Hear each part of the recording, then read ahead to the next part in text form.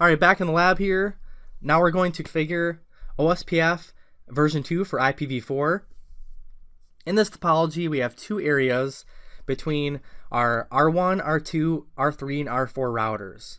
We'll start off by configuring our base OSPF configuration with our router IDs, define our network statements to enable OSPF on the interfaces that we want to, and then we'll advertise the connected routes on R2 and R3.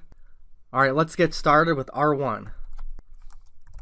Alright, so first we're going to say router OSPF, and then if I do question mark, we can pick a process ID, not to be confused with an autonomous system like EIGRP.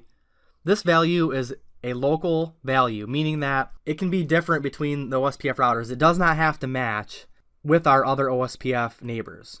So we're going to just pick one. Passive default. Make all of our interfaces not participate in OSPF by default. Then our network statements.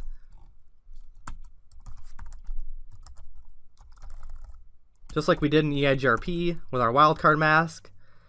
Except this time, we have to add our OSPF area. So if we look at our diagram, all of our ones interfaces are going to be a part of area 0. When we enable those interfaces, we'll just say area 0. And that will say, enable this network for OSPF within area 0, our backbone area. Hit enter. We'll do the same for F10 interface. And now if we run show IP OSPF interface brief, we see we have two OSPF interfaces, process ID 1 and area 0. We'll say no passive interface F00 and F1/0.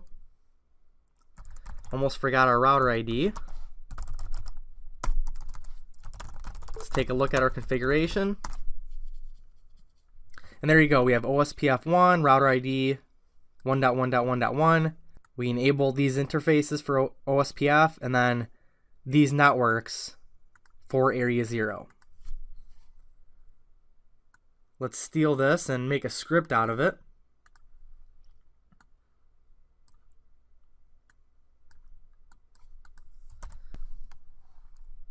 And then we can recycle this for our other router configurations. 2, 3. Now, one thing different on R2 is that besides its F00 interface, it's actually participating in area 1. So we got to make sure to change our area value to 1 there. Then it has the 10.2 network we're going to advertise, so 10.2.0.0.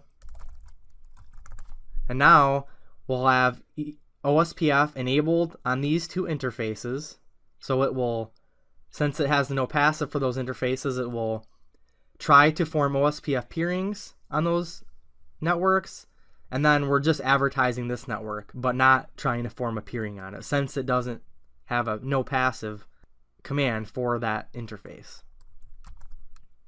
Paste in our config on R2.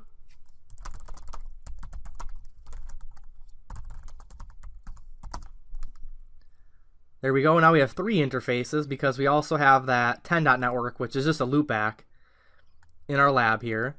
And you can see that those interfaces are part of area 1. Okay, so that looks good. Let's modify our script for R3.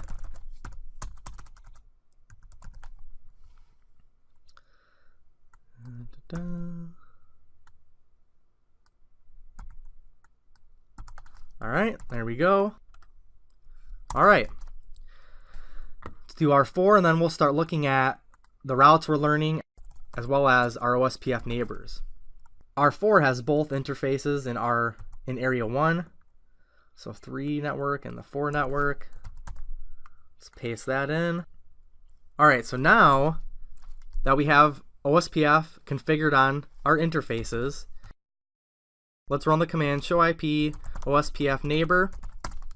We see that R4 has 2 neighbor adjacencies just like we wanted, one with R2 and one with R3.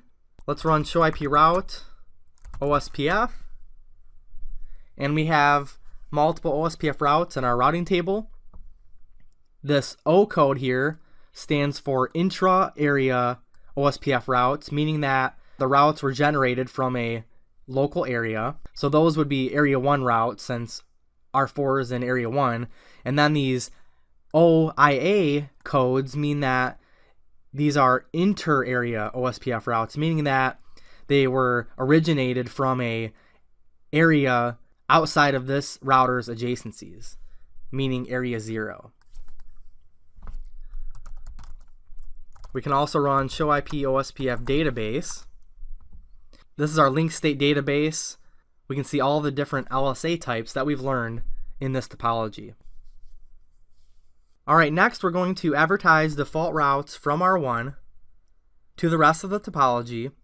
And then once we verify that R4 learns these default routes, we're going to modify its interface cost to make the path via R2 the preferred path, to show you how we can change which OSPF routes are preferred based on our cost value. Alright, so we're in R1. We already have a static default route, so all we have to do is go under our OSPF process 1 configuration, and with OSPF we're going to say default-information originate, and that's going to advertise a default route if we have one in a routing table. You can also use the always keyword to say always advertise a default route even if we don't have one in our routing table. But for here we're just going to say default-information originate. If we look at R4 now, we see that it's learning 2 OSPF default routes. And you see this E2 code here. That means that it's an externally learned OSPF route. So perfect. So now let's look at show IP OSPF database. And we see we have this type 5 LSA coming from R1. That's equal cost, so we installed both of them in our routing table. Now let's go to R4's F10 interface, and we're going to make the cost higher than the F00 interface so that the OSPF metric is worse, and it will remove the route via R3 and only have the preferred route to R2. Before we change the cost, let's look at the existing OSPF cost. I goofed there. It's actually show IP OSPF interface and then F1/0, and we see that our current cost is 1. So let's make it, to change the OSPF cost on an interface to manipulate our routing metric, we can say IP OSPF cost and then a value between 1 and 65,535. We're just going to say 10. Let's run show IP OSPF interface again to make sure that it took it. And now we see that interface has a cost of 10. Let's run show IP route again.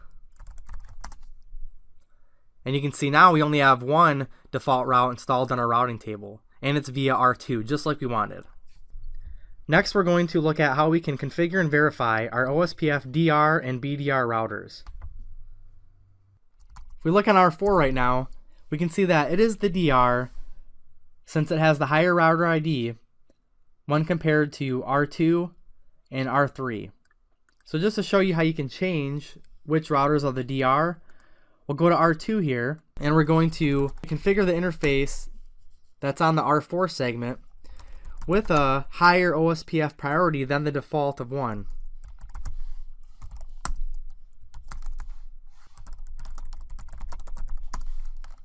Now you can see that it still hasn't taken the role of the DR. Well, we need to clear the OSPF process, which is something you have to do sometimes when you make certain changes. So we'll say clear IP OSPF process, hit enter, and then we have to confirm that we want to clear them.